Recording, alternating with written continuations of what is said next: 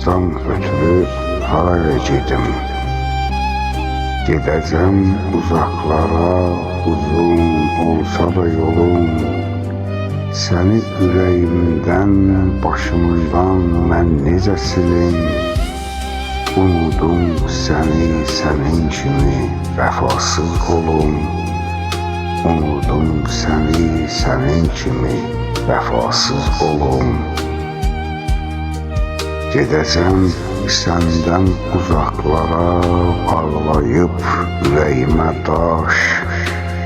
Çətin olsa da mənə unudacam səni mən yavaş-yavaş.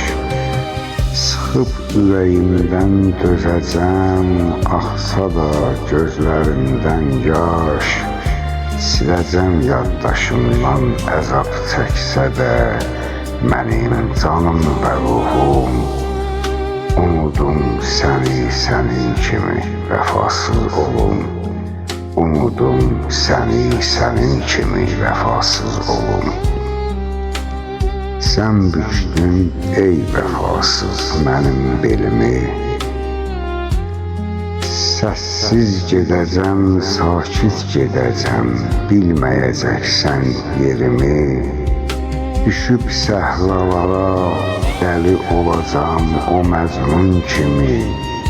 Tənha keçsin ömrüm səhralarda ki, çatsın sonu.